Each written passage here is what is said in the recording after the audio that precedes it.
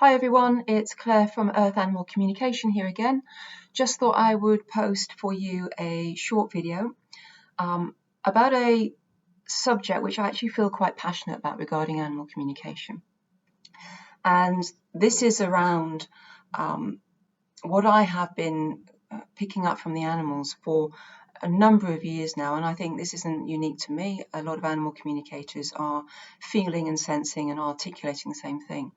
Is that we are at the time when the actual process and purpose of animal communication is ripe for changing and evolution.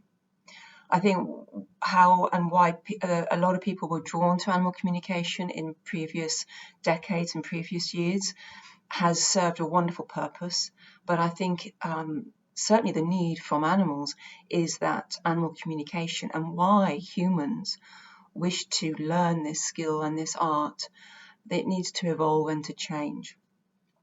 And so now, which is different from how I first started out teaching this, how I teach animal communication, I always use the term sacred animal communication, because I believe and have experienced in my own communications and work with the animal realm that what the animals now need from us in ever more depth and detail and embodiment is to work with them soul to soul, to see them, to perceive them, to interact with them on a soul to soul basis, rather than just a curiosity basis.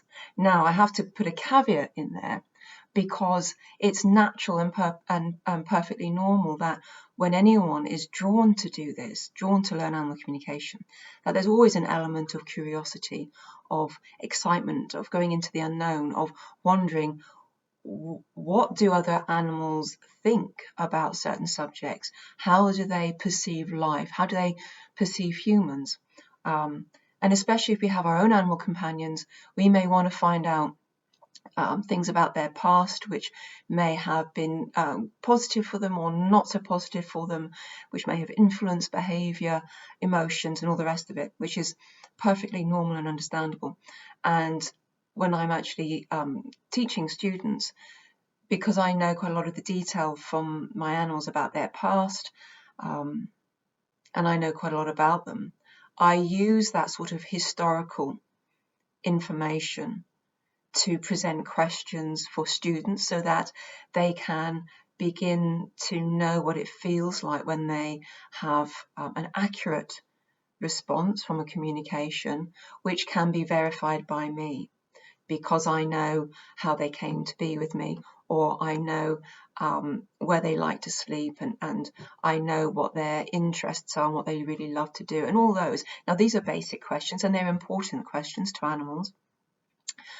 So I'm not saying that they're not important or downplaying them, because actually the lives of countless animals can be made better if we understand their physical, emotional, mental needs and preferences, as well as their history, their biography.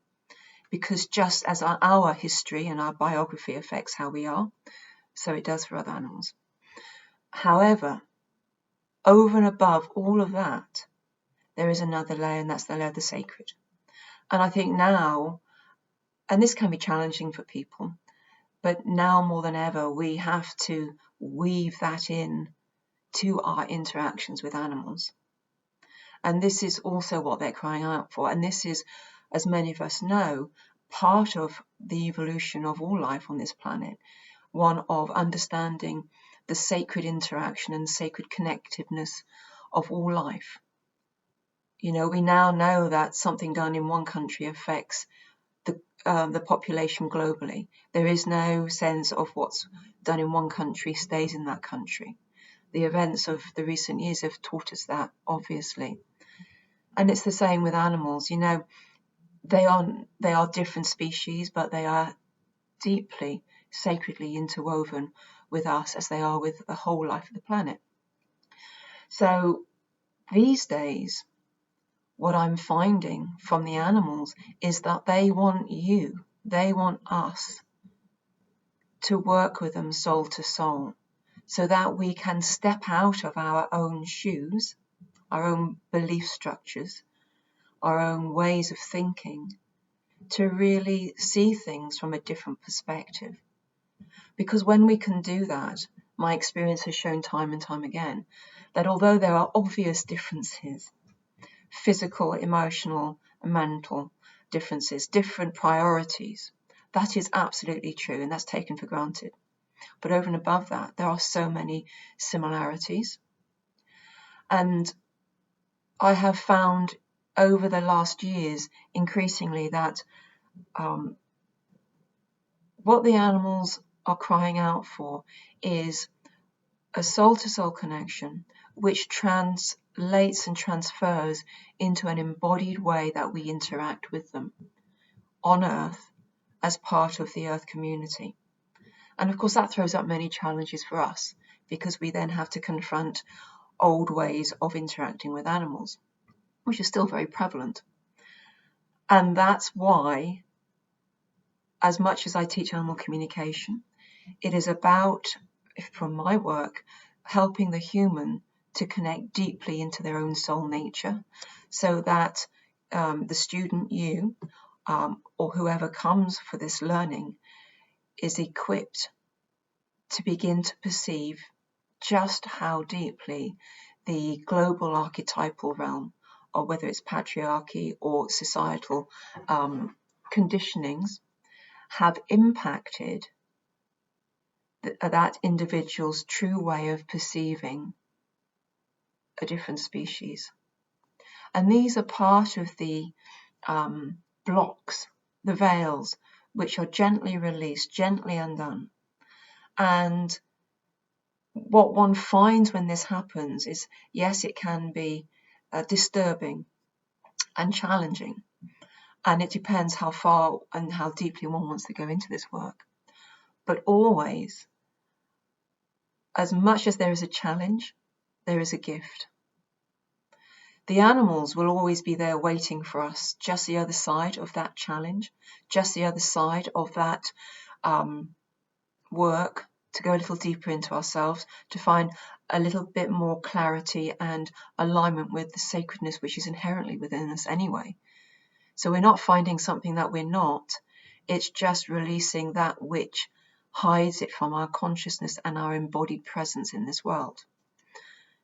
And what I have found is that every step we take, inwards, downwards, outwards, in recognition and embodiment of this sacred principle, so the whole of nature, and certainly the animal realms, will come towards us and give us support and challenges and companionship along this way. And so that is why I feel that the evolution of animal communication is into sacred animal communication, because it is entering the realm of the sacredness inherent within all nature. And when we really, really, really want to do that, we equally have to go within the sacredness inherent within us, because being a homeopath and in alignment with all the natural laws, like is known by like.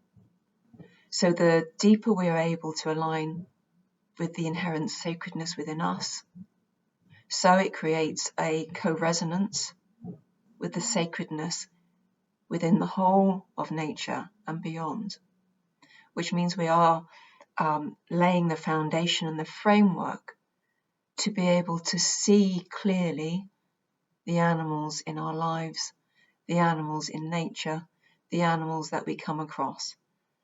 And it sets us up to be able to enter into a deep, meaningful relationship and communication with every animal that crosses our path.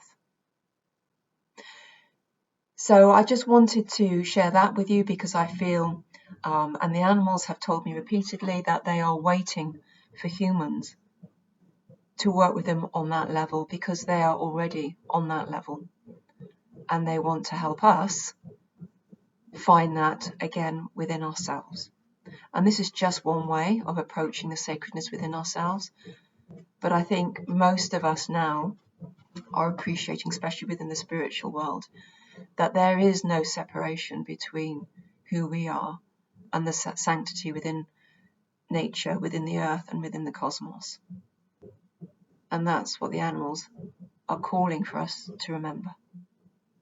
Well, that's it for now. I hope you enjoyed watching this video, and don't forget my website earthanimalcommunication.co.uk is there with lots of resources, lots of blogs, contact from myself if you would like to pursue this work individually or in a group at a more deeper and more conscious level.